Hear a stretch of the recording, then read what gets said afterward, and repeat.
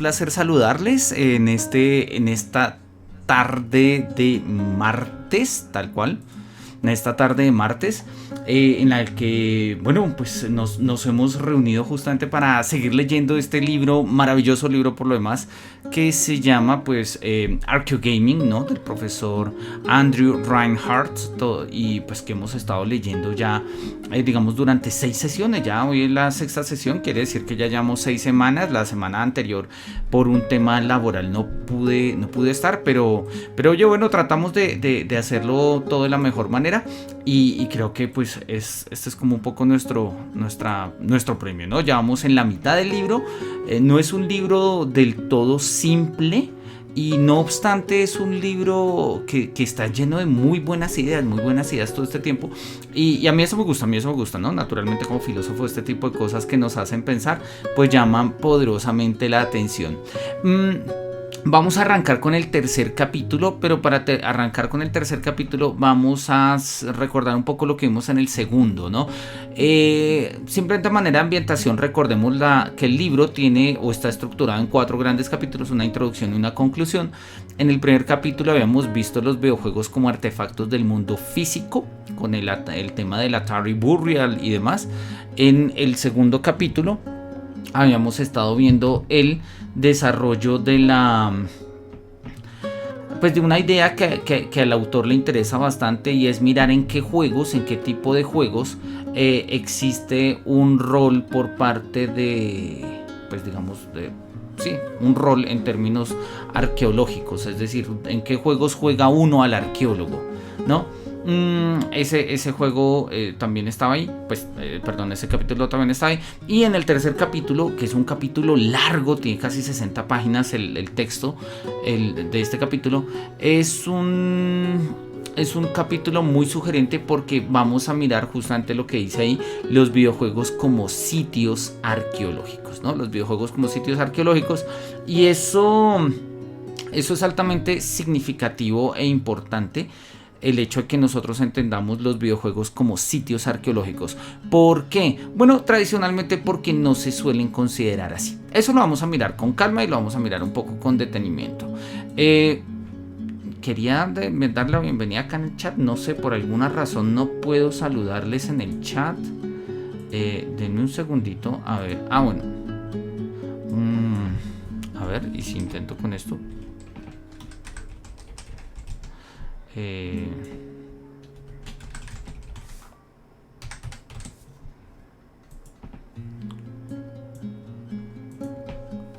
No sé, por alguna extraña razón no me está dejando escribir cosas en el chat. Pero bueno, de todas maneras vamos a mirar. No sé por qué hoy no me funciona muy bien el chat. Y si yo escribo por acá no, tampoco me sirve. Bueno, podrías ingresar desde el usuario en el navegador web y pues mirar a ver si me funciona.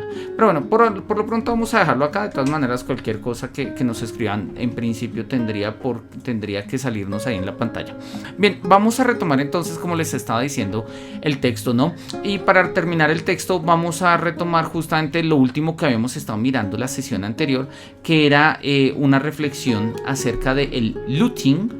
Looting, recordemos que era la práctica, básicamente consiste en la práctica en la que nosotros estamos recogiendo ítems en un videojuego de cadáveres, de baúles, cofres, armarios, lo que sea.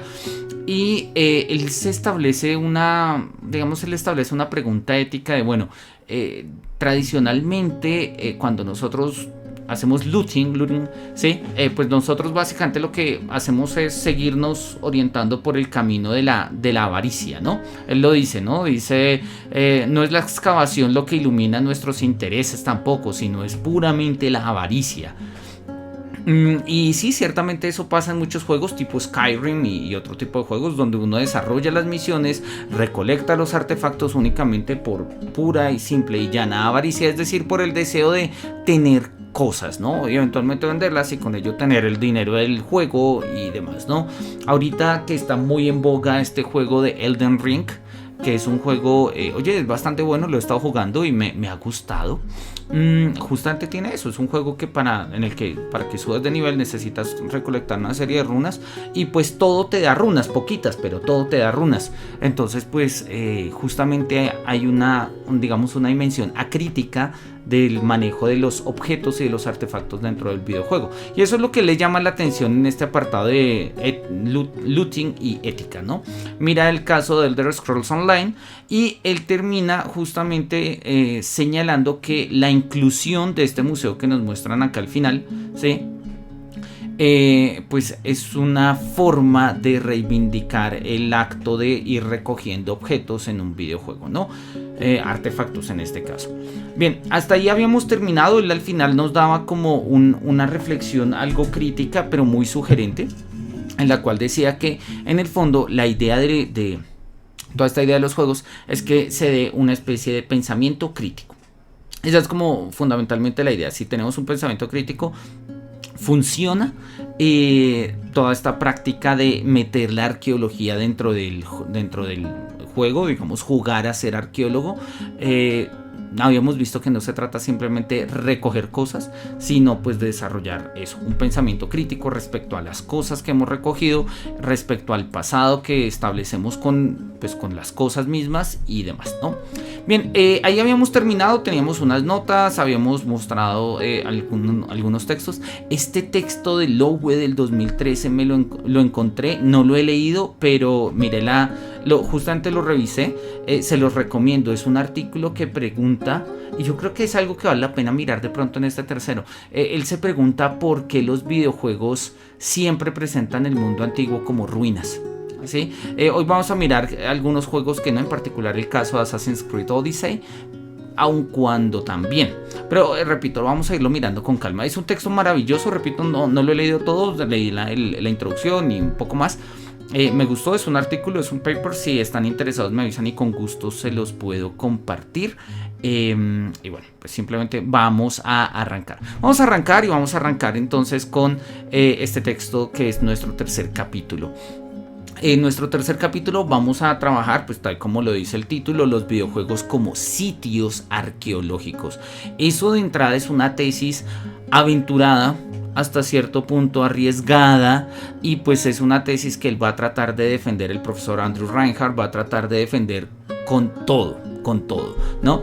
Vamos a darnos cuenta que hay argumentos muy buenos, hay otros que son un poco extraños, hay unos que me parecen incluso hasta débiles, pero en general la argumentación como tal es bastante sólida, y pues nosotros vamos a ir dando un poco de digámoslo así, vamos a tener unos lineamientos más o menos claros de cómo tratar en ese sentido pues los videojuegos como sitios arqueológicos, ¿no? Arranca con la pregunta así, ¿cómo es que un videojuego puede ser un sitio arqueológico? Y arranca con su tesis: los videojuegos son al mismo tiempo sitios y artefactos, ¿no? Ahí lo tenemos en rojo, valdría la pena incluso ponerle un cuadrado porque pues es una tesis muy enfática, llamémoslo así. Y es una idea que nos va a venir repitiendo en todo el capítulo, ¿no? Los videojuegos son dos, tanto artefactos como sitios. Y nos dice que esto es quizás visible de una manera muy clara de cómo los juegos pueden ser artefactos. Dice: simplemente revisemos la excavación que tuvo lugar en Alamogordo en el 2014, donde fueron enterrados básicamente 1300 cartuchos de Atari a comienzos de los 80 para esconder ese juego horrible de E.T. Y claro, entonces uno dice, son artefactos arqueológicos que cumplen con la caracterización propia de lo que es un artefacto arqueológico, tal como lo hemos visto en el capítulo 1. No obstante, y lo dice y lo tenemos ahí subrayado en verde, entender los videojuegos como sitios, ya eso es un poco más complicado. ¿Por qué?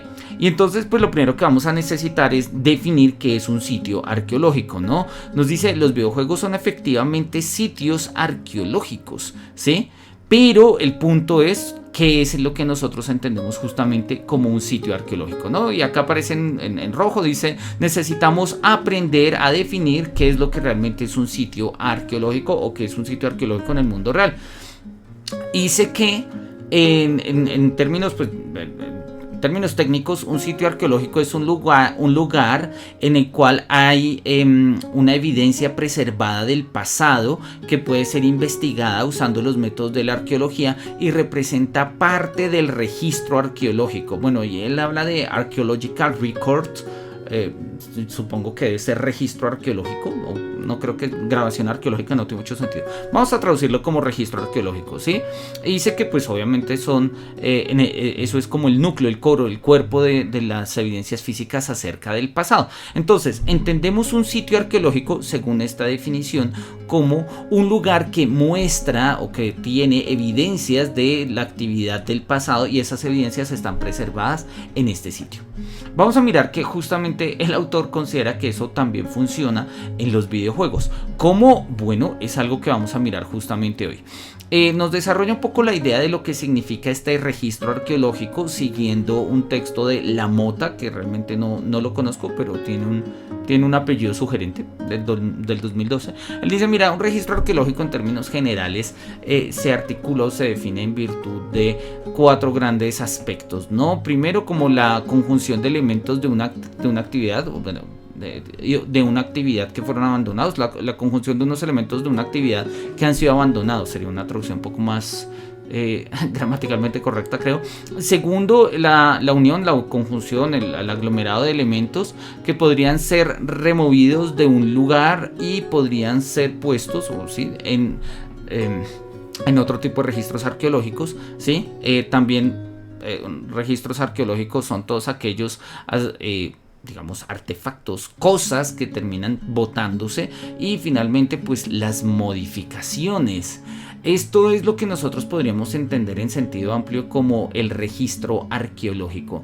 Nosotros lo estamos mirando de una manera conceptual, básicamente porque yo no soy arqueólogo y carezco de los conocimientos para pues hacer un análisis arqueológico a profundidad. Pero en términos generales entiendo que un registro arqueológico, me corrigen si lo que estoy diciendo son herejías demasiado extrañas, un registro arqueológico da cuenta de justamente todos estos artefactos que consolidan evidencias del pasado, a partir pues de un entorno naturalmente, y que nos posibilitan una comprensión de dicho pasado. Sí, entonces pues tenemos una tipología, digámoslo así, de qué es lo que sería un registro arqueológico, y el punto es que los videojuegos también nos pueden apoyar en ese sentido, ¿no? Nos pueden apoyar en ese sentido. Él lo va a decir en estos términos, dice que la definición de La Mota que da acerca del registro arqueológico es limitada, sin embargo, primero porque restringe la arqueología a sitios que no están usados, digamos que no son más usados, y dos, porque no cuenta con la fluidez del tiempo y la potencial identificación y usos de sitios arqueológicos por los actuales arqueólogos. Por eso él considera que la definición de sitio arqueológico, ¿sí? Podríamos no simplemente lindarla a esta definición o vincularla a esta definición de La Mota, de lo que es el registro arqueológico, sino que podríamos acercarnos de nuevo a los textos de Holtorf y considerar que pues básicamente estos sitios son sitios de significación, ¿no? Dice que que acá lo que está en amarillo, esta parte, dice los sitios arqueológicos significan cosas muy diferentes para diferentes personas, ¿sí? Y estos significados son igual de importantes. Por eso Holtorf, insiste en que es necesario pues entender una metodología reflexiva.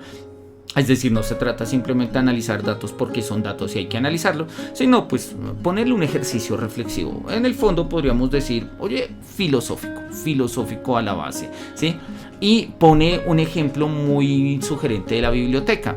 Dice, la biblioteca en la que estoy usando actualmente, o en la que estoy, sí, fue construida hace 20 años, y mientras que su función original permanece sin cambiar, favorecer el libre acceso a las personas que necesitan sus recursos, sus recursos justamente han cambiado, ¿sí? Entonces ahora hay acceso a internet, se prestan medios digitales, hay una sección entera dedicada a manga, ¿sí? Él explica que son cómics de Japón, bueno, manga, ¿sí? Y dice, puede que el espacio sea antiguo, pero también está revitalizado. Lo mismo puede ser dicho de los videojuegos, en tanto que son patched, o sea, en tanto que se les ponen patch son como no sé cómo traducir patch, se dice patch, ¿no? Patch son básicamente actualizaciones que se hacen de los juegos. En general hoy en día es una práctica supremamente común en la mayoría de juegos, en parte porque parchearlos, no sé cómo se dirá, la castellanización del término, se hace por internet, ¿no? Es justamente cuando uno entra a jugar y dice, no, el siguiente juego necesita una actualización de 20 megas, 15 megas, 90 megas, ¿no? Alguna vez con Call of Duty y demás. Y pues justamente ello va mostrando un poco eso, ¿no? Los juegos también pueden tener una especie de historia en sus versiones, ¿no? Y también puede ser modificado con los mods, ¿sí? A lo largo del tiempo, y pues naturalmente esto responde a una serie de necesidades y de nuevos públicos y de otro tipo de condiciones, ¿no? Y justamente la tesis que él va a sostener es esa. Las tesis de la Mota son muy cerradas a lo que es la arqueología en términos de campo. Más bien las tesis de Holtorf nos permitirían a nosotros ampliar la perspectiva arqueológica a un mundo digital, a un mundo, él lo llama mundo sintético, ¿sí? Y a partir de él, pues nosotros podríamos trabajar justamente eso, ¿no? Y él dice, los arqueólogos deberían ser capaces de reconocer y describir los modos de existencia de varios objetos, ¿sí? Y entender y contar con las múltiples conexiones que se establecen, ¿sí? Y que permiten digamos, desarrollar algún tipo de experiencias, investigaciones, en fin, ¿no? Entonces, nosotros ya nos estamos dando cuenta. Él está tratando de ampliar un poco los paradigmas clásicos de la arqueología, justamente para mostrar que los videojuegos en particular pueden entenderse como artefactos, que fue lo que tratamos en el capítulo 1, pero al mismo tiempo como sitios arqueológicos, que es una idea sugerente y pues que acá tenemos que construirla. Él nos presenta obviamente acá esta dificultad, que es la que yo pongo acá, y dice que cuando nosotros tratamos con el mundo digital, la aproximación conceptual está envuelta pues justamente en las mismas condiciones, o en las mismas, digamos, epistémicamente hablando, tiene que ver con la misma forma en la que nosotros abordamos estos problemas en el mundo real. Y pues son mundos diferentes.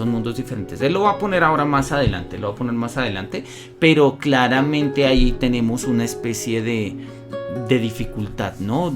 Abordamos el mundo digital como si se tratara de mundos naturales, cuando pues el mundo natural cuando el mundo digital carece de ciertas condiciones que tiene el mundo natural. Un ejemplo maravilloso, el mundo digital carece de eras geológicas, o sea, no hay un tiempo geológico en el mundo digital.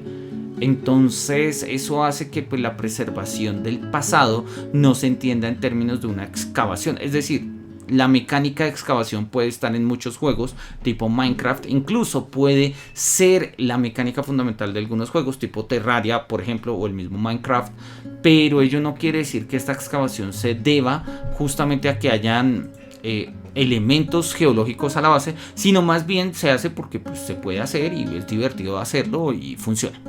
¿Listo? Entonces, esa es un poco como la idea, ¿no? Dice que no obstante, podemos encontrar ciertas similitudes que en ese sentido sí son válidas entre los sitios arqueológicos en el mundo físico y los sitios arqueológicos en los mundos digitales. Y es que la data arqueológica está, digamos, asegurada, está encapsulada en estructuras y en ensamblajes que pueden estar tanto en el subsuelo como encima del suelo, ¿sí? De la misma manera que los datos digitales están almacenados. En ambos casos, ¿sí? Los datos están gradualmente perdidos y los métodos de almacenamiento son imperfectos, pero también hay memoria, una arqueología intangible. Eso me pareció precioso. Algo que debe ser interpretado cuando un sitio real o virtual es explorado, ¿no? Él lo dice, el almacenamiento es finito, pero la memoria carece de límites. Es una cita de Chun del 2011, no sé quién sea, no sé si será Byung-Chul Han, no, ese es Chul, no Chun. No sé, no he mirado, bueno, valdría la pena. Vamos a ponerle acá una rayita para darle una revisada más adelante. Y tiene pleno sentido, ¿no? Tiene pleno sentido.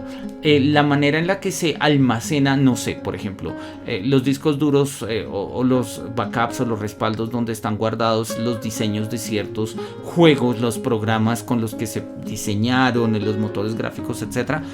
Puede que todo ello de una u otra forma se pierda, puede que el almacenamiento, no sé, si son discos magnéticos pierdan su magnetismo o se corrompan justamente por su determinación magnética y demás, pero hay una memoria de que va desde los trabajadores que diseñaron, crearon el juego y trabajaron en él, hasta pues de los jugadores que se acercaron al juego, y eso empieza a darnos otro tipo de información, ¿no?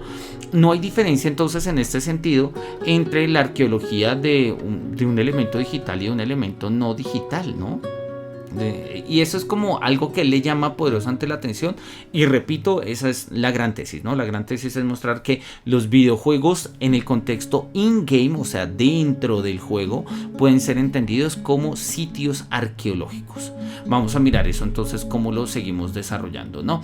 Él dice que podemos diferenciar y definir y defender, ¿sí?, los videojuegos como sitios arqueológicos a partir de estas tres grandes ideas. Idea número 1: un videojuego es una entidad discreta donde el lugar puede ser definido como el espacio en el cual el juego está instalado. Que no tiene, y él lo dice ahí, no necesariamente sus medios de instalación. La actividad del pasado, ¿sí?, ha sido codificada y pues digamos está en el juego, ¿no? Sus elementos pueden ser directamente observados y manipulados, ¿sí?, como parte de este registro del juego. Esta primera idea de cómo podemos entender el espacio, los videojuegos como sitios arqueológicos, él lo dice es: existe un espacio, llamémoslo así, un espacio lógico, si se quiere, incluso en términos técnicos, un espacio de programación, ¿sí?, en el cual se ha cuajado, se ha fraguado, se ha compilado, sería la palabra, un videojuego. Y el videojuego existe en su código, ¿sí? Naturalmente el videojuego es más que el código, pero pues es claramente un código. O sea, los videojuegos como software dependen claramente de un nivel de código. No obstante, a él le llama la atención que es posible justamente encontrar el videojuego en el código. Para eso se necesitaría entenderlo, saberlo leer, saberlo manejar, pero es justamente lo que hacen los desarrolladores cuando sacan el patch de actualización del juego, o lo que hacen los modders cuando hacen pues mods del juego, ¿no? Ahorita que salió, por ejemplo, God of War, el último juego de God of War que salió en PC, pues obviamente los mods no se hicieron esperar. Entonces uno podía jugar con Kratos, pero en vez de Kratos uno era, no sé, CJ de Grand Theft Auto, o por ahí vi uno que era un dinosaurio Barney, este dinosaurio morado, en fin, sí, son formas, eso lo permiten hacer los mods, y en ese sentido podríamos asumir que el juego está en un espacio, o sea, crea su propio sitio arqueológico que consiste justamente en el espacio de programación. 2. Los videojuegos tienen un medio de instalación, ¿no? Entonces dice una cinta, un cartucho, un disco, ¿sí? Y que no es simplemente un artefacto, sino que es un sitio arqueológico en sí mismo. ¿Y eso qué significa? Significa básicamente lo siguiente: que cuando nosotros miramos un disco, un programa que uno descarga de internet como juego en Steam o lo que sea, ¿sí? Pues tienen unos archivos, estructuras, jerarquías, ¿sí?, que son entidades discretas, pero que cuando se combinan pueden crear un todo, ¿no? Acá el concepto de discreción está entendido en un sentido muy estructural, por lo demás, y hace referencia justamente a las partes que componen el todo, ¿no? Entonces pues se pueden establecer el juego como pues de una u otra forma, ¿sí?, como sus límites y la suma de sus partes, ¿no? Él lo dice de una manera acá muy simple, bueno, de hecho lo dice en esos términos, ¿no?, que podemos definirlo de esta manera a partir de sus límites y de la suma de sus partes. En tanto en cuanto un videojuego como sitio arqueológico se entiende como, pues, digamos, se entiende de manera discreta. O sea, podemos diferenciar algunos aspectos como, pues, no sé, el espacio, aspectos como los artefactos que están, digamos, hablando acerca del pasado, etcétera, etcétera, etcétera. Tercero, y quizás esta para mí es la idea que más me pareció, más me gustó, por eso pues subrayé completamente la tercera. Dice, en tanto que juego jugado, ¿sí? El cual se accede a partir de los medios de instalación. El juego jugado es también un sitio arqueológico, ¿no? El juego, en tanto que jugado, es su propio mundo, en el cual uno o más jugadores interactúan y que contiene sus propios artefactos digitales que han sido creados pues vía por el error, o también han sido creados, digámoslo así, a partir de las construcciones y el desarrollo de la programación propia del juego. Las actividades del pasado incluyen, ¿sí?, un nivel de extra del juego, o sea, por fuera del mundo de juego, como los updates, los patches, las correcciones de bugs, los mods, las expansiones, pero también tienen un nivel in-game, o sea, un nivel dentro del juego, que incluyen las acciones de uno o más avatares y los efectos que tienen en determinado espacio del juego, ¿no? Como si se han movido o si han desarrollado ciertas misiones o demás, ¿no? Ese tipo de situaciones sobre todo se van a ver, y él lo va a poner muy claramente en los juegos multijugador.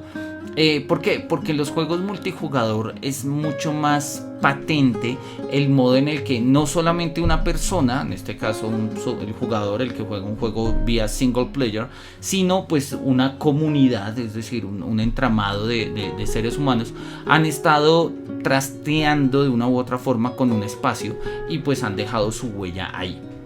Entonces se puede mirar naturalmente, repito, en los juegos multijugador, aun cuando no obstante también va a ser posible de ver en los juegos pues de un jugador, y eso es algo que pues vamos a ir mirando un poco con calma, ¿no?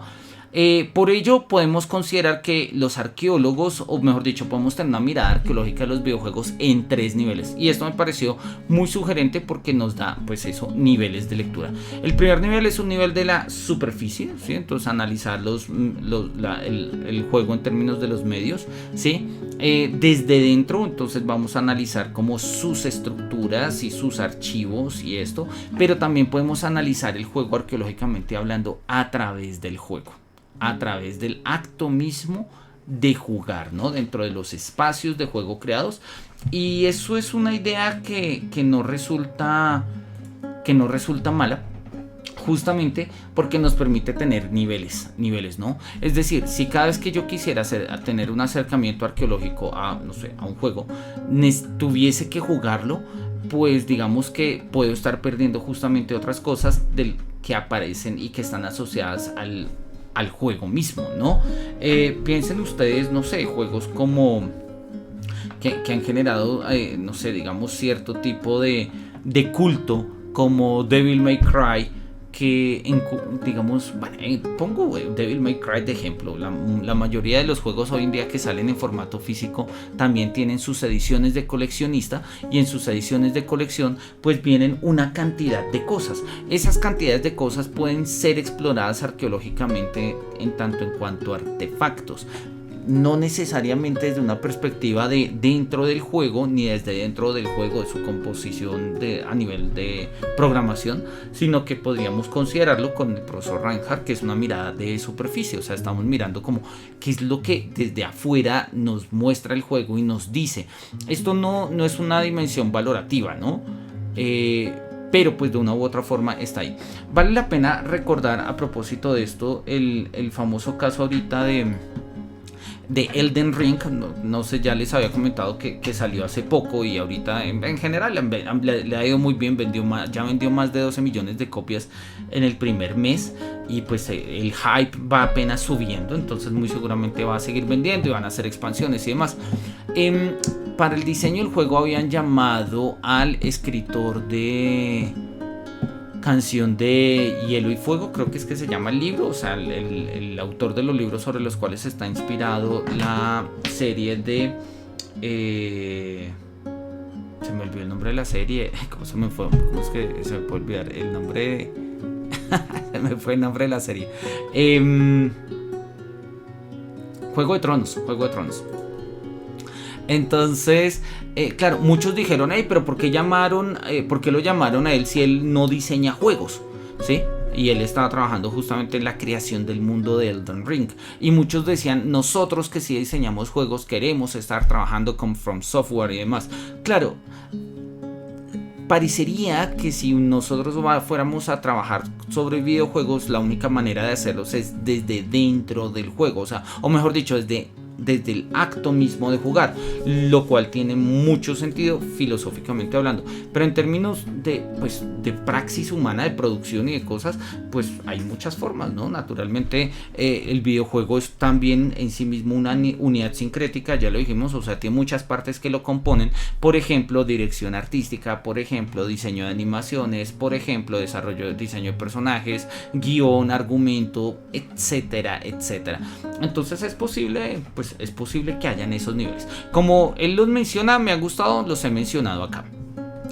Pone una nota acá un poco al margen. Dice que uno de mis propios criterios para definir un sitio arqueológico es saber si este sitio arqueológico puede ser puesto en coordenadas GPS. Pues sí, tiene sentido, tiene pleno sentido, pero él mismo ahorita va a desestimar un poco esa idea, justamente porque es muy fácil pues crear un mapa de cualquier cosa, ¿no? De hecho, había una aplicación hace mucho tiempo que se llama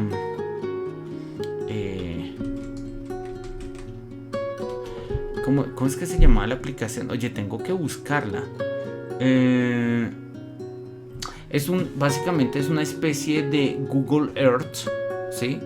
Donde pues uno tiene como un gran mapamundi, llamémoslo así, pero no es el mapamundi que nosotros conocemos, sino que es un mapamundi ficticio y en el cual pues la gente entra y diseña sus propias ciudades, no en plan tan city builder, sino básicamente pues en términos muy escuetos, ¿no? O sea, ponen las calles, se pone dónde está el parque, dónde están los parqueaderos, dónde están los cementerios, dónde están las escuelas y demás. Algo así como si fuera una especie de Google Maps. Y es una práctica muy sugerente, ¿no? Porque pues justamente como lo habíamos visto desde el comienzo, es una práctica muy fuerte de geoficción, ¿no? Denme un segundito a ver si de pura casualidad tengo el archivo acá y lo mostramos.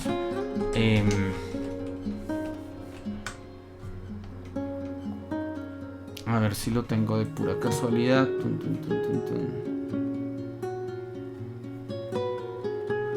No, tendría que mirarlo. Sé que lo tengo en el canal de YouTube, pero pues tendría que ponerme a escuchar otra vez parte de la charla.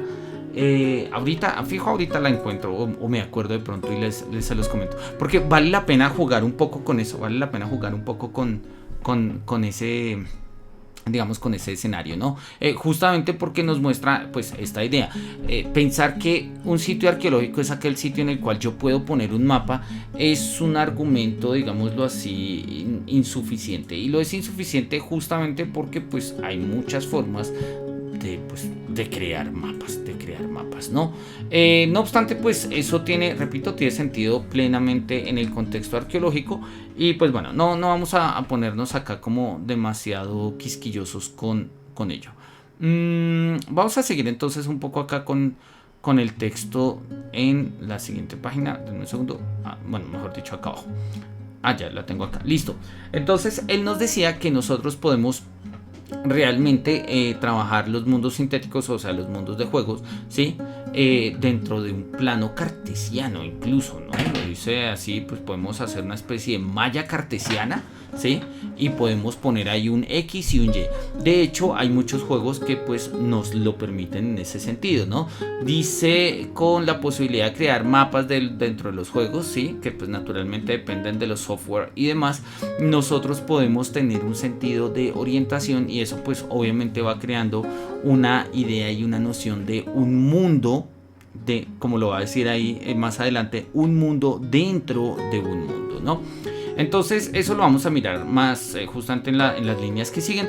Pone la anécdota de Heinrich Schliemann, que pues él dice, mira, si él pudo encontrar la Ilíada, Troya justo con la Ilíada, pues tal vez haya esperanza, ¿sí?, de que un jugador intrépido pueda hacer lo mismo basado en la observación, leyendo literatura que se provee dentro del juego y pues con un poco de suerte. La historia de Heinrich Schliemann creo que se pronunciaría, es muy sugerente. El tipo realmente leyendo la Ilíada encontró Troya. Bueno, es una anécdota bien sugerente de la arqueología y en general de la historia de la literatura. Y él, pues digamos que se vuelve como anecdótico en este caso. Él dice, puede que un jugador haga hallazgos arqueológicos sugerentes e importantes dentro de un juego. Pero ¿eso qué implica? Implica lo que ya hemos visto en la parte final del capítulo anterior. Implica que el jugador juegue de manera reflexiva. ¿Qué es lo que usualmente pasa en los videojuegos? Y eso es algo que él todavía no ha dicho, lo está insinuando. Y es que definir un sitio arqueológico en el mundo natural, llamémoslo así, en el mundo real si se quiere, es relativamente fácil respecto al mundo digital. Me explico. En el mundo físico, en el mundo natural, pues hay ciertas evidencias. Sabemos que históricamente hubo una población asentada en estas colinas, en estas tierras. Sabemos que por los recursos hídricos, la estratificación, la sedimentación de los estratos de la tierra, se pueden encontrar asentamientos de hace cientos o miles de años, etcétera, etcétera, etcétera. Y entonces se puede proceder a entender que ahí hay un sitio arqueológico. Es decir, se puede excavar y muy seguramente se van a encontrar cerámicas, armas, herramientas, cualquier tipo de cosas, de artefactos que nos hablen justamente de ese pasado. Pero acá estamos hablando de algo de mundos digitales, de mundos virtuales. ¿Cómo funcionaría eso en el contexto de un videojuego? Él dice, naturalmente necesitamos de un jugador muy lúcido. Y yo estoy de acuerdo con él, pero creo que voy un poco más allá, aun cuando creo que en el fondo es el pensamiento del autor. Y es que, repito, mientras que en el mundo real encontrar un sitio arqueológico, o sea, encontrar dónde es que hay un sitio arqueológico, es algo medianamente detectable si uno tiene las herramientas y los conocimientos. En un videojuego es difícil, es muy difícil, porque pues en sentido estricto no sabemos a dónde mirar, ¿sí? Y pues eso es algo que vamos a tener que resolver. Quiero terminar este apartado para poner un ejemplo acá de un juego que tengo a mano y ya miramos, ¿no? Entonces él nos dice que pues el videojuego justamente en este sentido tiene una doble naturaleza, ¿sí? Una doble naturaleza arqueológica, ¿no? Dice que al igual que la luz, ¿sí?, que al mismo tiempo es partícula y onda. Bueno, es cierto, sí, los juegos digitales son al mismo tiempo sitios arqueológicos y artefactos, ¿sí?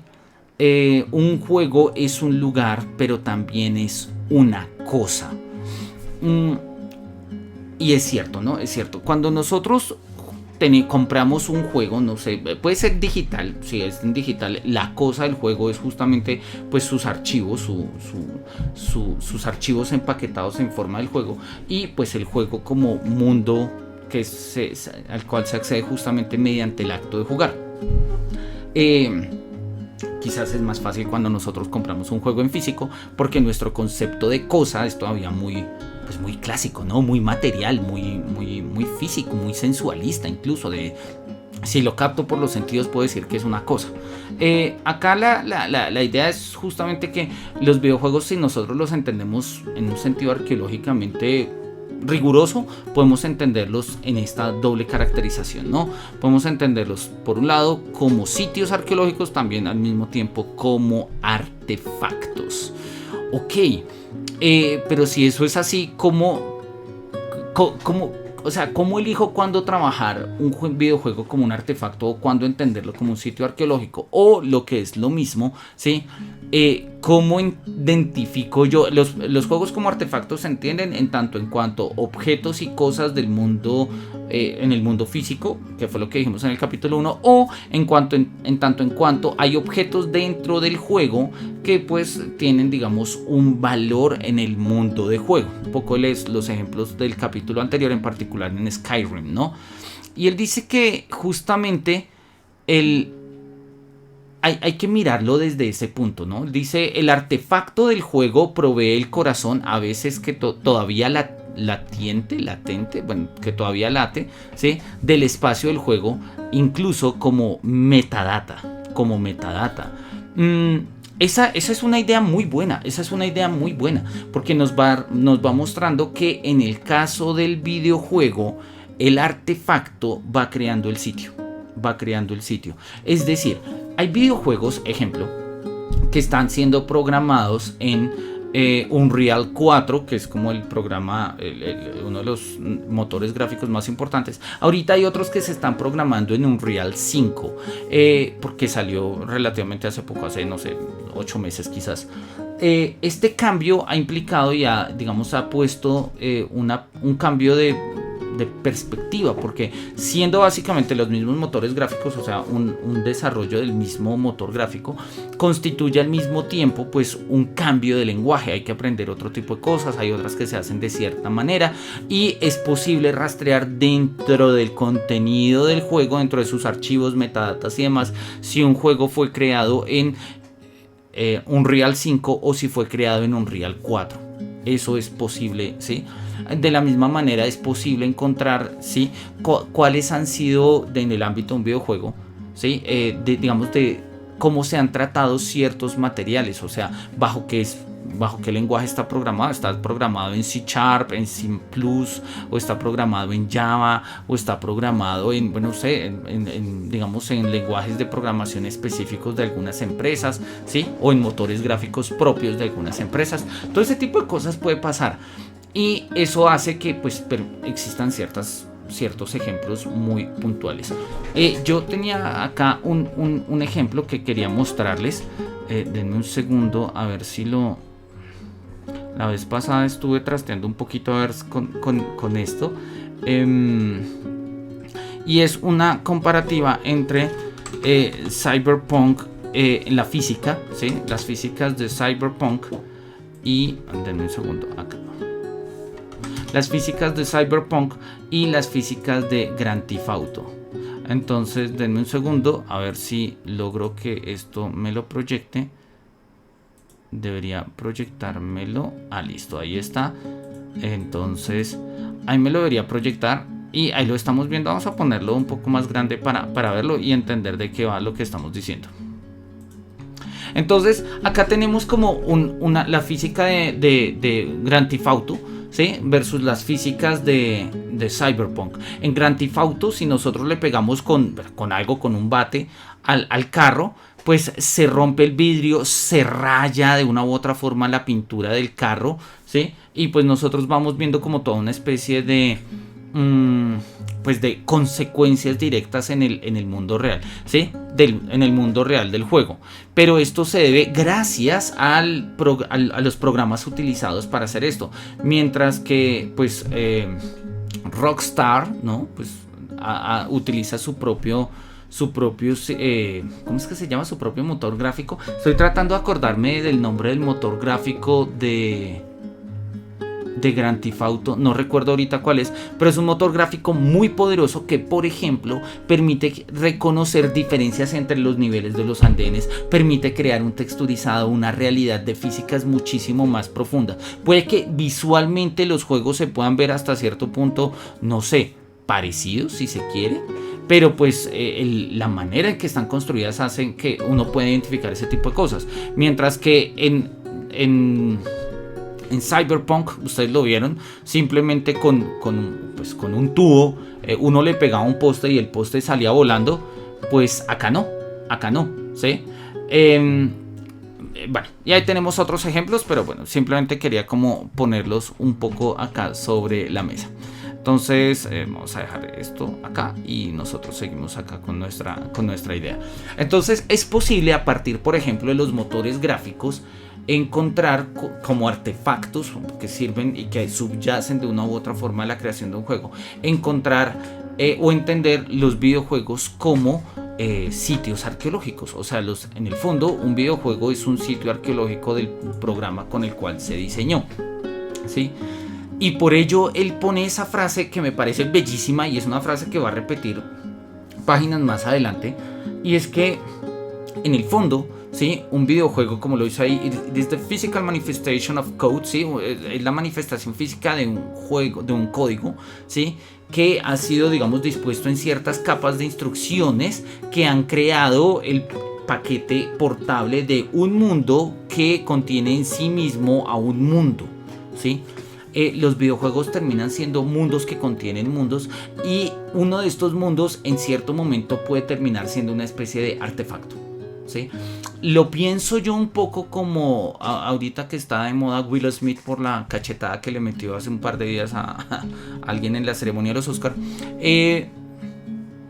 Me acordaba de la película de Men in Black, esa película ya no sé, un poco los 90, creo, 2000, ya no me acuerdo, en la que justamente había una canica, ¿sí?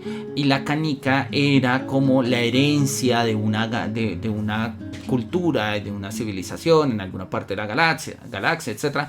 Pero al final se da cuenta que la canica no es simplemente eso, sino que la canica es en sí misma una galaxia, ¿sí?, que tiene también pues una cantidad de planetas y seres que viven ahí. Y al final de la película, la primera película de Men in Black, se hace un zoom out, y en ese zoom out lo que termina viéndose es justamente como una especie de mano extraterrestre, mano divina, llamémoslo así, que está jugando con muchas canicas. O sea, hay pues como muchos mundos o un gran mundo con muchas galaxias y distintos escenarios, y en el fondo serían como mundos dentro de mundos, ¿no? Y eso es lo que está pasando en los videojuegos, y por ello es que podemos entender esta relación entre artefacto y sitio arqueológico, ¿sí? Y no importa, repito, el formato. Él pone el ejemplo, ¿no? Mi copia de Uncharted 4 que descargué funciona de manera exactamente igual que una copia que haya sido comprada, ¿sí?, de una manera pues física. La pregunta clave es justamente la que habíamos dicho, el punto es: ¿qué es lo que estamos buscando en un sitio arqueológico? O sea, ¿a qué debemos mirar? ¿A qué debemos mirar? Y él dice, mira, en el mundo real el arqueólogo puede determinar los límites de un sitio a través de la investigación del material que queda, ¿sí?, de si hay algunos bordes fijos como un muro, por ejemplo, ¿sí?, o de revisar un poco las distribuciones de algunos elementos, de herramientas de producción, etcétera, ¿no? También naturalmente revisando los registros arqueológicos, ¿sí?, las transiciones de un sitio a otro, en fin, todo este tipo de cosas nos permiten a nosotros, repito, identificar un sitio arqueológico en un mundo, pues en el mundo fuera del juego. Pero en el mundo de juego el problema es que no es tan claro, repito, no sabemos muy bien a dónde mirar. Pero vamos a irlo solucionando poco a poco. Vamos a solucionarlo poco a poco. Él insiste en que los juegos no son diferentes, ¿sí? En los juegos no pasa algo diferente a lo que pasa en la construcción arqueológica del mundo real. Y en ese sentido, pues vale la pena aplicar justamente pues todos los métodos arqueológicos, ¿no? Él pone un ejemplo acá bien sintomático y bien sugerente. Habla acerca de el primer computador, digamos, o el computador más antiguo que se encontró, ¿sí?, en la segunda, donde acá aparece así el computador más antiguo, ¿sí?, que se encontró en el siglo II, y que contiene pues una cantidad de tuercas, aparatos, ¿no? O sea, digamos como con elementos que constituyen este aparato, ¿no? Springs, rods, no sé cómo traducirlo, tornillos, tuercas, diría yo, en fin. Cuando se encuentran en la máquina, ellos no son en sí mismos un artefacto, sino que son parte del artefacto. Cuando se encuentran aparte del contexto de las máquinas, ¿sí?, este tipo de tuercas, springs y demás, ¿sí?, son artefactos individuales que pueden algún día ser reunidos con otras piezas para recrear un objeto. Lo mismo sucede con los juegos. Ellos están hechos de archivos que no están separados del juego en sí mismos, pero que pueden ser tomadas, ¿sí?, como partes separadas en términos de un juego artefacto, una parte del todo. Eso funciona muchísimo con las famosísimos screenshots, ¿no? Nosotros tomamos captura de pantalla de los videojuegos y pues a partir de ello nosotros pues podemos, digamos, como que charlar un poco, compartir un poco, pues no sé, las imágenes que nos gustaron, ¿no? Muchos de los juegos actuales incluyen el modo foto, por ejemplo, y pues eso va generando toda una especie de reconocimiento de artefactos. Hay una página en Facebook que a mí me parece muy divertida y de hecho se las recomiendo, que se llama, justamente vamos a ponerle acá zoom, se llama Video Game Screenshots Out of Context, ¿sí? O sea, como screenshots de videojuegos fuera de contexto, ¿no? Y pues sí, eventualmente ponen justamente pues algunas imágenes, ¿sí? Por ejemplo, acá como Shtel dice, acabas simplemente de decir la palabra F, ¿sí? Lo cual pues obviamente resulta curioso porque pues ya hoy en día sabemos que tradicionalmente entendemos por la palabra F como una forma de indicar, bueno, pues frustración, o mejor dicho, como condolencias ante la frustración de otra persona y demás.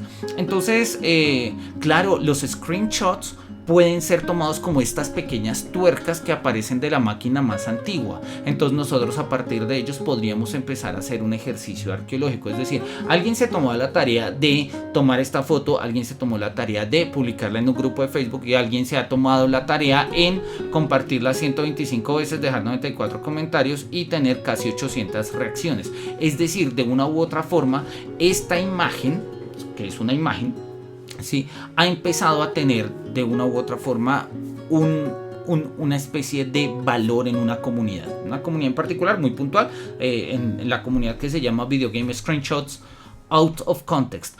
Entonces, la propuesta del arqueogaming en este sentido es que a partir de este tipo de tuerquitas, de arandelas y tornillos que vamos encontrando, podemos mirar muy fácilmente. Yo podría preguntar acá y decir, ok, así que se trata de un juego. ¿De cuál juego es?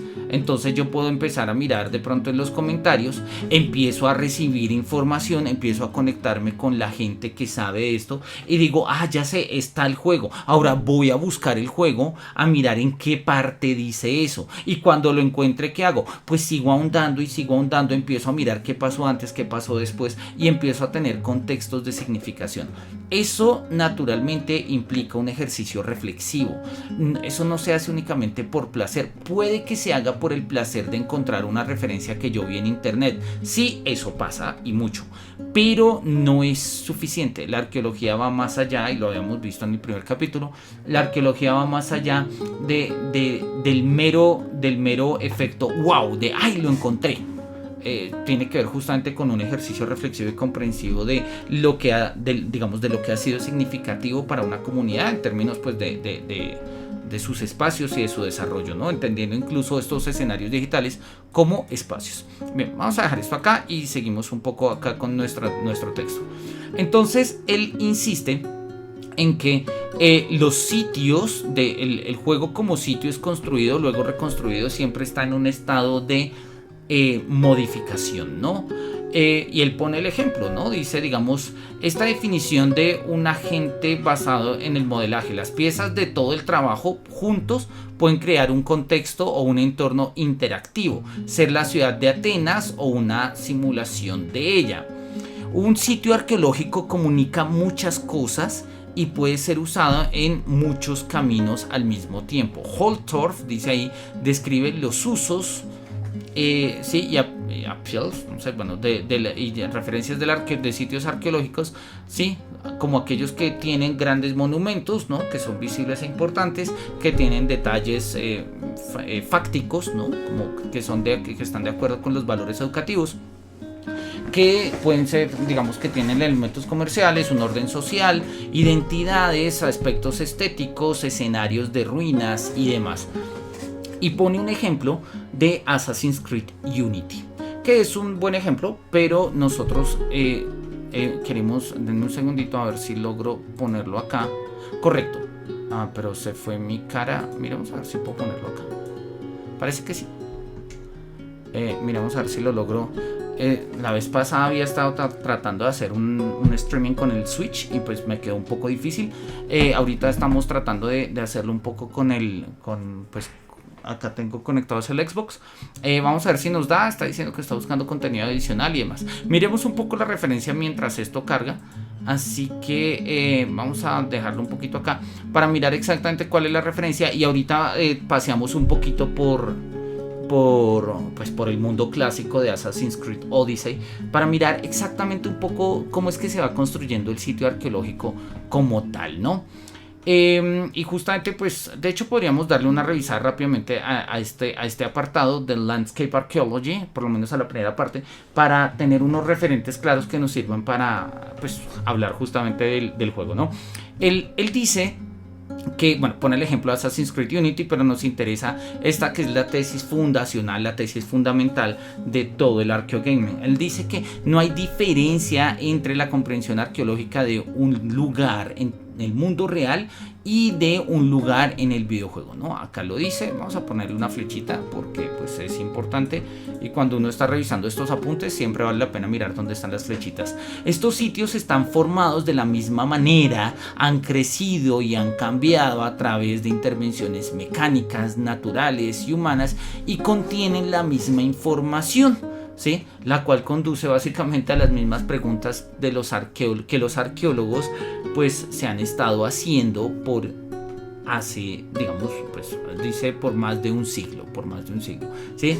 Quizás puesto en términos simples, ¿sí? Tal como se afirmó en la introducción, los videojuegos, ¿sí? Han construido entornos. Y la comprensión de los arqueólogos o los arqueólogos comprenden que la construcción de entornos, ¿sí? Ha sido construida por personas que han creado espacios, ¿sí? Para la vida cotidiana, espacios de trabajo, de recreación y demás. En ese sentido, si el ejercicio arqueológico que busca estudiar un espacio específico, no sé, en un determinado pues, sitio arqueológico, pues busca justamente todo este tipo de creación de espacio, transformación de espacio a través de intervenciones mecánicas naturales o humanas, pues eso se puede ver también en los videojuegos, eso se puede ver. Claro, no en todos de manera patente, incluso en algunos hay que ponerlos ahí como para que uno los vea, pero lo que él dice, incluso al final hace ahí una predicción un poco rara, dice: en el futuro los juegos van a ser de esta manera. Nos hemos dado cuenta que no era como él decía, pero oye, pues es una buena idea. Miremos a ver si va funcionando acá paseamos un ratico acá por el mundo griego. Bueno, está mi partida, 128 horas. Le he dado a este juego lo que no está escrito. Naturalmente es un juego que me gusta mucho. Pues es un Assassin's Creed inspirado en el mundo antiguo. Y oye, hay unas misiones en las que uno juega con Sócrates y con un Platón niño. Y digamos también hay otras misiones en las que uno se encuentra con Heródoto, con Pitágoras, con Demócrito.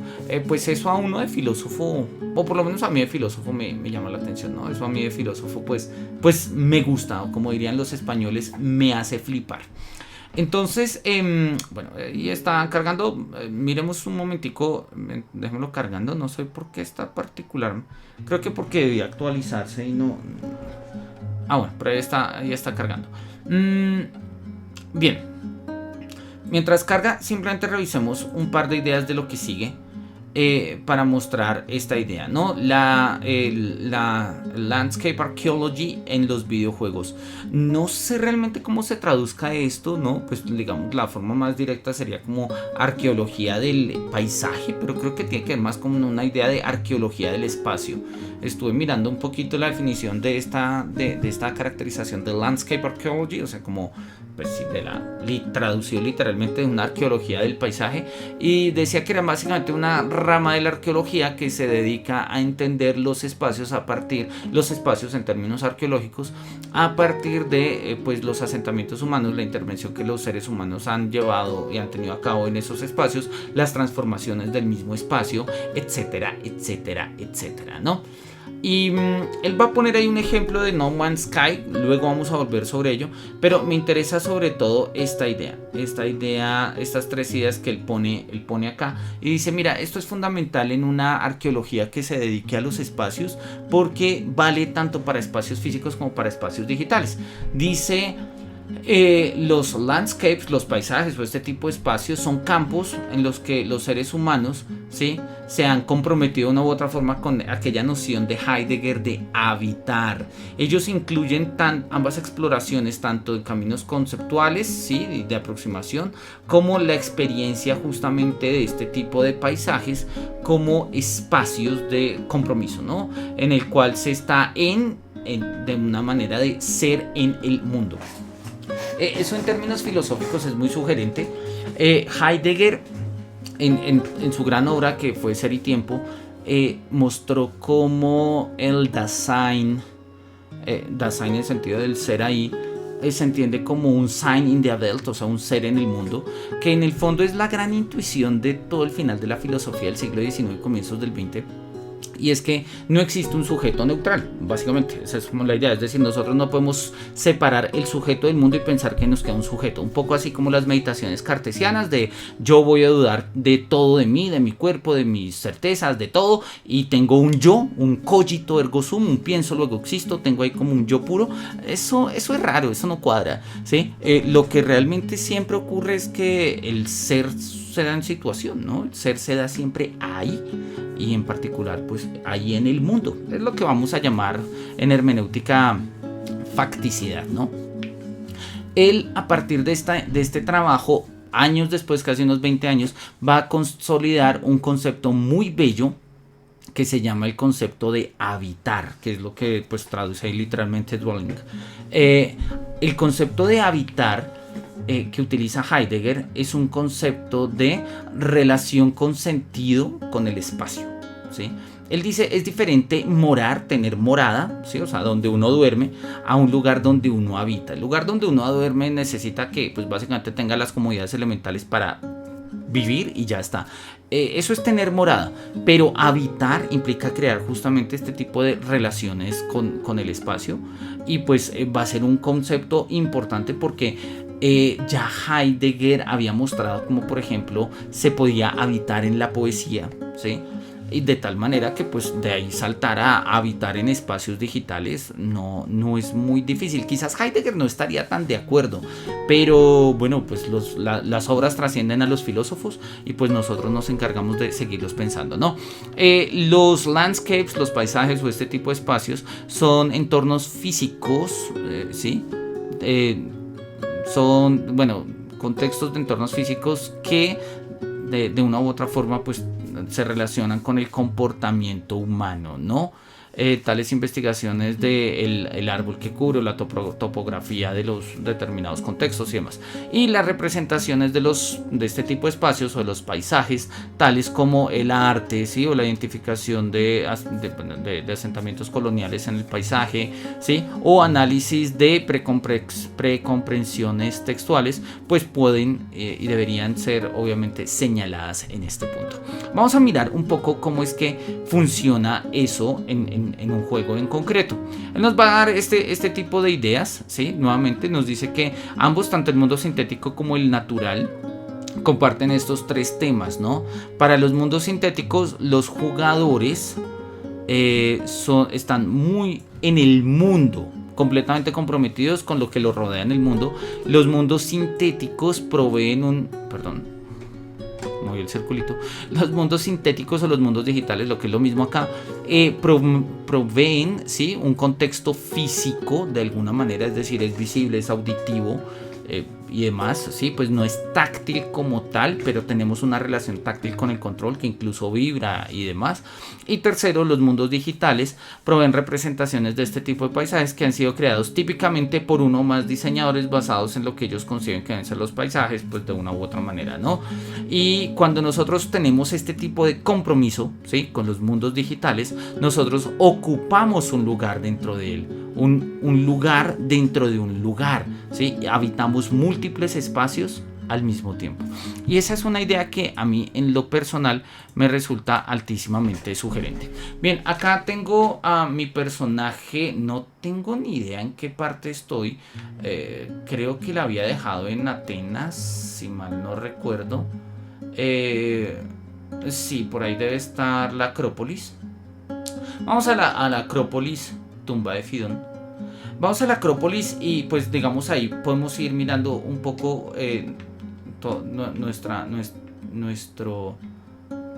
la consecuencia de lo que estamos diciendo.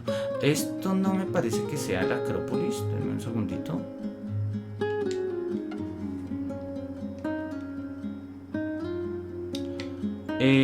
No, sí, tal cual. Estamos... No, mentiras, esto no es la Acrópolis. Hace rato no juego, estoy perdido en el mapa. Claro que no es la Acrópolis. Vámonos a la Acrópolis.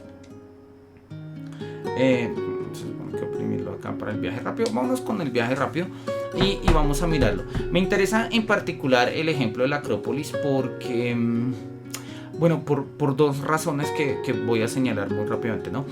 La primera razón es quizás uno de los referentes del mundo antiguo que todos de una u otra forma tenemos, conocemos, hemos visto, bien sea en fotos, en afiches, en memes, en imágenes, en películas y demás, ¿no? Entonces digamos que tenemos la noción de un espacio físico, pero para nosotros, bueno, no sé si alguno de ustedes haya estado allá, pero pues hasta que uno no esté allá, pues sigue siendo un espacio en términos de representación. En el momento en el que ya nosotros podemos estar en la Acrópolis, pues tenemos una relación con este espacio, pero este espacio, es decir, naturalmente sigue siendo es un espacio que ha venido cargado emocionalmente, llamémoslo así, psicológicamente, culturalmente, por una serie de referencias. Dicen que cuando Freud visitó por primera vez el Partenón en Grecia, dijo algo así como, wow, es tal como nos lo habían enseñado en el colegio, ¿no? Y de hecho en el museo ahí de la Acrópolis tienen una Acrópolis hecha en Lego con una figurita de Sigmund Freud, justamente con esa idea. Y la tienen porque, pues digamos, porque ha sido altamente significativo esa idea de la Acrópolis imaginada versus la Acrópolis real, ¿sí? Y en este sentido, pues empiezan como un poco a difuminarse, porque ¿qué es la Acrópolis real? Hoy en día, naturalmente, hay un espacio, pero en el Partenón ya no se le rinde culto, por ejemplo, a Palas Atenea. Acá estamos parados sobre la estatua de Palas, de la diosa Atenea, ¿sí? Que es la estatua que estaba afuera, una estatua que fue hecha por Fidias, pero que, digamos, acá como nosotros lo vemos, este es el Partenón. Y dentro del Partenón está la otra estatua de Atena, ¿sí? De la que se conserva como también fue hecha por Fidias, el famosísimo escultor griego, y de la que se conservan algunas réplicas de pequeña escala en algunos. Me metí por detrás, me dio la impresión, no sé, no apareció la estatua de Atena por ahí. De pronto estaba por el otro lado. Vamos a mirar. A ver si la encuentro por el otro lado.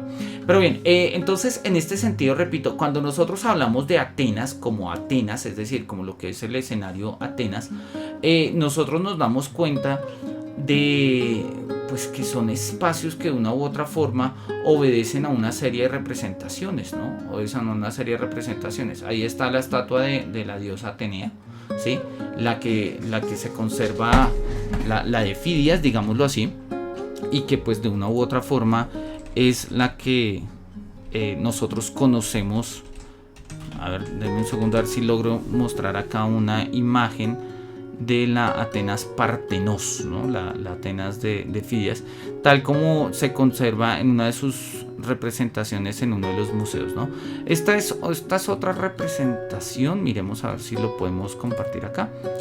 Mientras miramos ahí la estatua de Atena, teóricamente podría compartirlo acá, sí, no, tendría que ponerlo acá, sí, listo.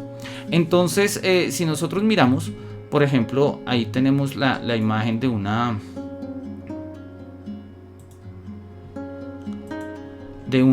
diosa Atena. Bueno, no sé muy bien, pero pues lo importante es tener como un referente, ¿sí?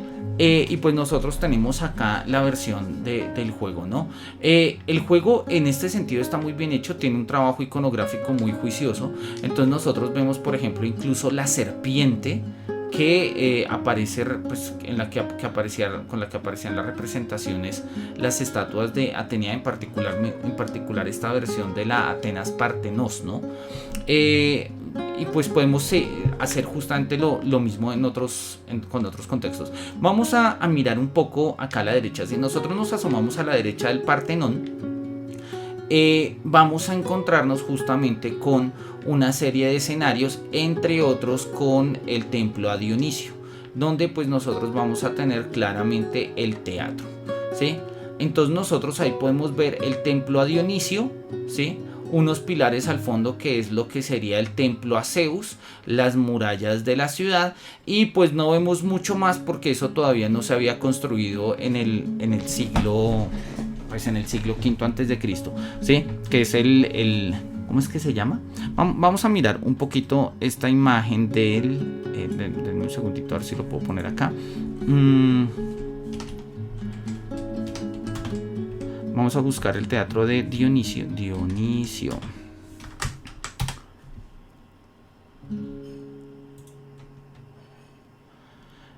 A ver, lo tenemos acá. Logo, YouTube, ¿dónde está? Acá está. Vamos a moverlo un poco para compararlo. Tenemos entonces ahí a mano derecha unas fotografías, digamos, actuales de cómo se ve realmente el teatro de Dionisio, aun cuando en sentido estricto, si mi memoria no me falla, ese es el Odeón, ¿sí? Ese no es el teatro de Dionisio. El teatro de Dionisio es este sí es el teatro de Dionisio. Vamos a mirarla, a ver, no sé, no me deja verla.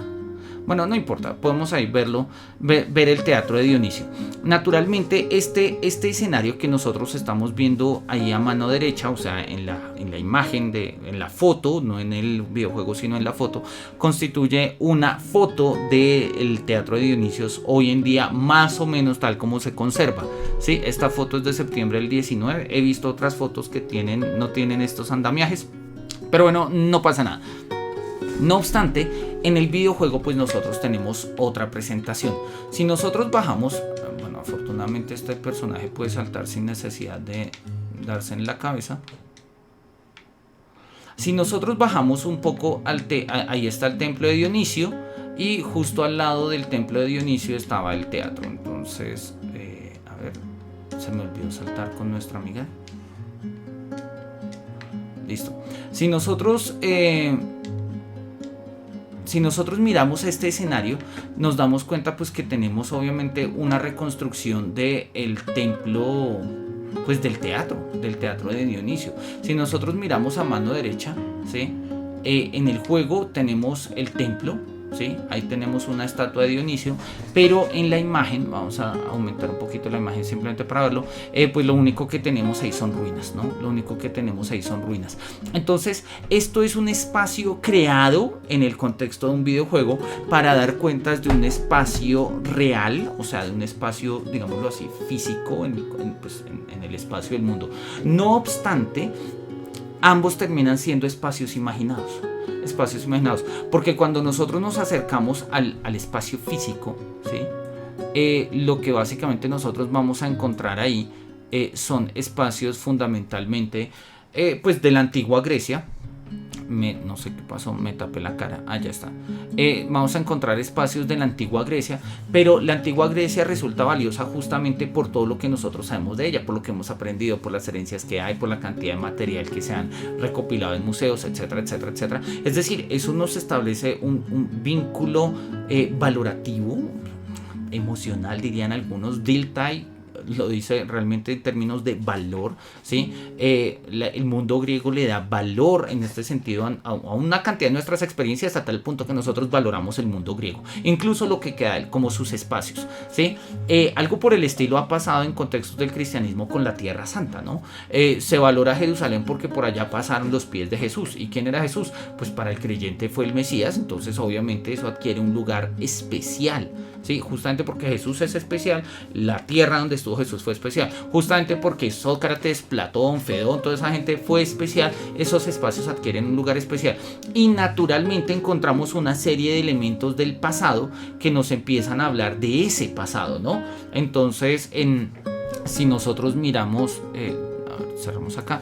Si nosotros miramos un poquito denme un segundito, se me desconectó el mando, ahora sí. Si nosotros miramos un poco pero está conectado, qué raro.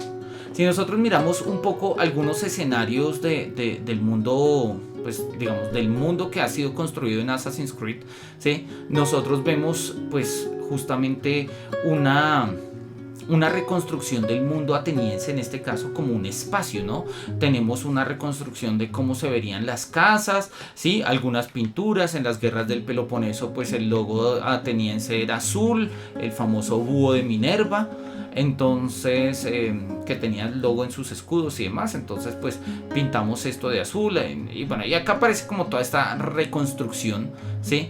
Donde nosotros podemos tener una serie pues como de experiencias, naturalmente decir, oye, pero ¿estaba esa estatua ahí en el mundo griego? Muy seguramente no, muy seguramente esa estatua no estaba ahí, pero son formas en las que nosotros empezamos a encontrar significación. Ahora, cuando yo estoy jugando Assassin's Creed, a mí no me interesa pues eso, yo voy cumpliendo las misiones, de hecho allá me aparece un chulito donde tengo que ir a terminar la misión, ¿sí? Y demás. No obstante, el consejo que nos da el autor Andrew Reinhardt es: si nosotros somos capaces de tomar tomar el juego de una manera reflexiva, somos capaces de empezar a encontrar una dimensión arqueológica en una cantidad de cosas. Es decir, este juego ya salió hace 4 años, 2018, sí, ya este año cumple 4. Este juego empieza ya a mostrar digamos, el pasado respecto a nosotros, ¿sí? Nosotros eventualmente, alguien que sepa de diseño de videojuegos puede empezar a mirar, por ejemplo, oiga, esa luz fue hecha con tal motor gráfico, la manera en la que está trabajando Ubisoft puede entenderse por la manera en la que se programaba a comienzos del siglo XX en programación, etcétera, etcétera, etcétera, que era una forma de hacerlo, como le habíamos dicho, una arqueología in-game, o sea, dentro de los archivos del juego y todo eso, pero podemos hacer una arqueología dentro del juego. Entonces yo puedo mirar, por ejemplo, acá pongo el modo foto y puedo mirar lo que había en el mercado, ¿sí? Naturalmente esto pues es una representación, ¿no?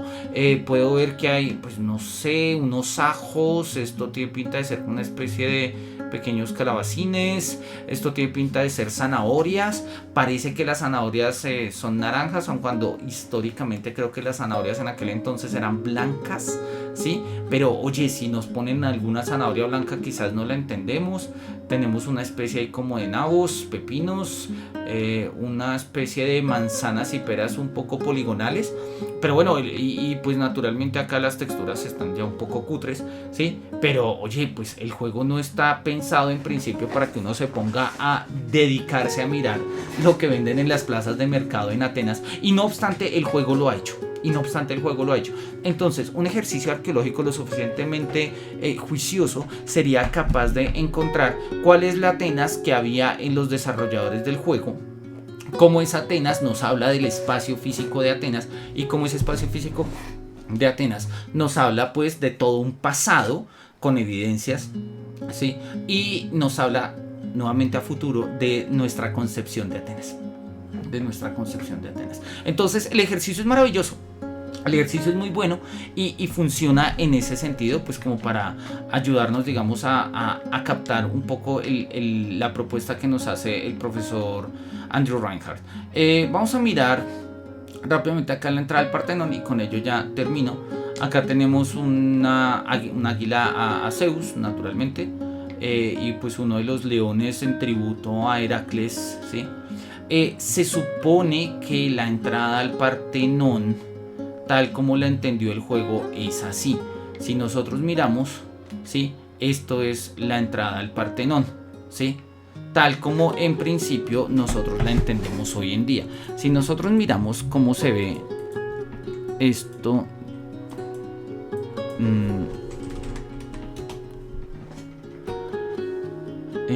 a ver, nosotros, a ver, no sé por qué no se vio. Mirémoslo. Ya sé, es que no tengo prendido la aplicación. Ya. Acá tenemos unas representaciones de Atenas. Vamos a abrir primero esta y dejemos también esta abierta, ¿sí? Cuando nosotros miramos esta, dice que es una imagen muy grande y no sé por qué. Ya, porque me la debía mostrar acá, sí. Si nosotros miramos esta reconstrucción de Atenas, ¿sí? Tal como nos aparece acá, pues naturalmente lo que nosotros vemos son ruinas. El teatro de Dionisio está en esta zona. El templo de Dionisio está completamente destruido y este es un Odeón, creo que se llama el Odeón de Agripa, que fue una construcción que se hizo en el siglo II después de Cristo, si mi memoria no me falla, pero bueno, habría que repasarlo, ¿sí? Acá de una u otra forma así aparece como se está viendo Atenas hoy en día. Esta es la representación que nosotros nos hemos hecho con Ubisoft, ¿sí?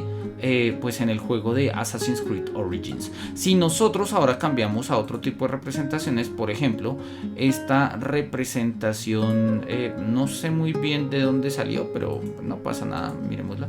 Está muy pequeña, pixelémosla lo más posible simplemente para poderla ver. Ahí deberíamos poderla ver mejor.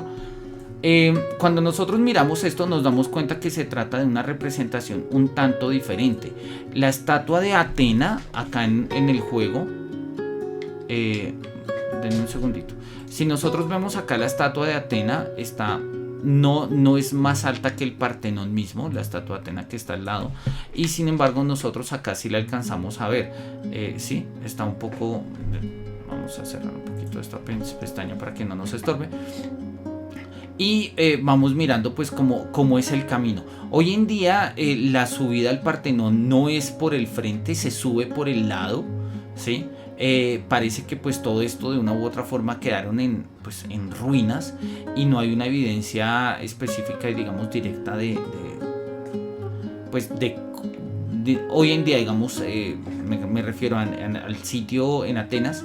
No hay un lugar muy claro de dónde estaría la entrada. Pues eso se puede saber por ejercicios arqueológicos, pero digamos que no hay una evidencia, por lo menos visible en términos estrictos y puntuales.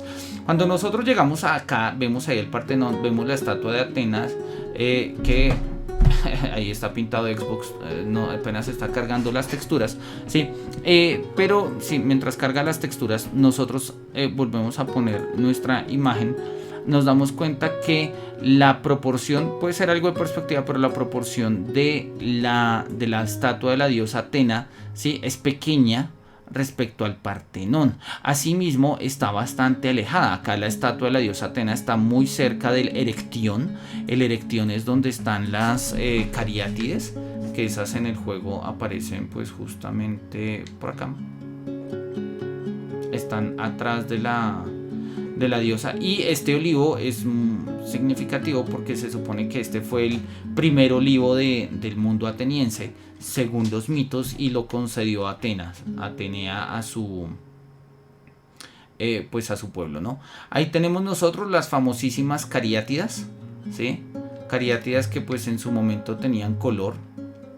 Hoy en día nosotros pues básicamente la representación que tenemos de las cariátidas es una representación, si se quiere, pues bastante sobria, pues en parte por la manera en la que están dispuestas. A ver, estoy tratando de poner acá una imagen. Tenemos esta a la mano, puede funcionarnos, ¿sí? Tenemos una imagen más o menos pues relativamente pues digamos relativamente visible, ¿sí? Ahí están las cariátidas como nosotros las vemos hoy en día, ¿sí? Pues cuando se puede ir allá, y a mano derecha las tenemos en juego. Entonces, ¿qué es lo que significa acá tener un espacio, ¿sí?, real?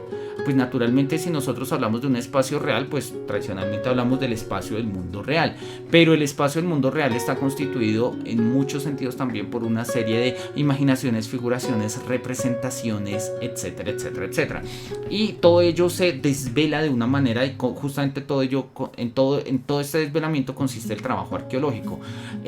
De tal manera que la propuesta del profesor Andrew Reinhardt es, si nosotros entendemos que el espacio también funciona en términos de esta significación, de estas representaciones, podemos hacer un ejercicio similar arqueológico a espacios digitales, ¿sí? Repito, no solamente porque podamos encontrar programación y todo ese tipo de cosas, sino porque la manera en que las cariátidas han sido puestas hoy, o sea, en el siglo XX, ahí, tal como aparecen, habla de nuestro presente, ¿sí?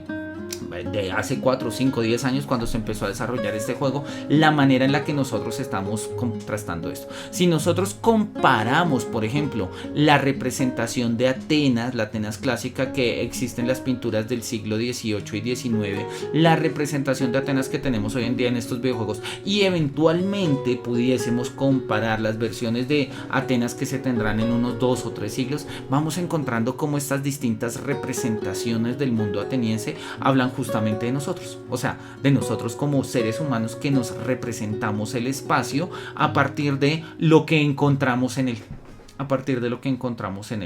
Entonces, es un poco la propuesta y la idea que tiene el profesor Andrew Reinhardt. A mí, en lo personal, me parece maravillosa, y yo creo que es una idea que vale la pena como que nosotros miremos, ¿no? Repito, justamente a partir de esa idea de que nosotros nos comprometemos dentro de mundos físicos, dentro de mundos sintéticos, y de esa manera nosotros estamos ocupando un lugar dentro de un lugar, o sea, habitamos un mundo dentro de otro mundo, entonces de una u otra forma tenemos una relación multiespacial, ¿no? Que es esto último que nos dice acá. Dice, cuando nosotros nos comprometemos con los mundos sintéticos, nosotros ocupamos un lugar dentro de un lugar dentro de un lugar, habitamos múltiples landscapes, múltiples espacios al mismo tiempo. Y yo creo que pues eso es uno de los aspectos más significativos que un ejercicio de la arqueología en términos del archeogaming puede ofrecernos para el estudio de los videojuegos. Bien, ya son las 7:30, lamentablemente se nos acaba el tiempo por hoy. Todavía nos quedan varios, digamos que todavía nos quedan bastante de este capítulo, pero es que este capítulo es significativamente denso. A mi juicio es el capítulo central del libro. Sí, creo que es ahí donde el autor hace todas sus apuestas y pues no importa si lo leemos con calma, al final de cuentas la idea es tener un espacio, oye, pues como de charla, de reflexión, de discusión, si se quiere. Entonces, bien, no siendo más, les agradezco mucho por su participación en este espacio. Agradezco pues ahí los comentarios en el foro por parte de Arqueología Urbana. Un saludo muy especial desde Colombia. Y pues no siendo más, les deseo que tengan una feliz semana y nos vemos la próxima semana para retomar este apartado de Landscape Archaeology in Video Games, como la arqueología del espacio en los videojuegos, y seguir trayendo otros ejemplos. Creo que funcionó bien lo del Xbox. Vamos a mirar, podríamos traer otro tipo de juegos para ir mirando otro tipo de ejemplos. Acá traje este justamente por la referencia que él tenía acá de Assassin's Creed Unity, pero preferí poner el de Assassin's Creed. Acá está la referencia de Assassin's Creed Unity, pero preferí traer la referencia de Assassin's Creed Odyssey porque es un juego con el que me siento mucho más vinculado justa y llanamente por el mundo griego que nos reconstruye. Vamos a seguir hablando de esto, pero ya será en próximas sesiones. Por mi parte les deseo lo mejor, que los cielos nos miren con su beneplácito y hasta pronto.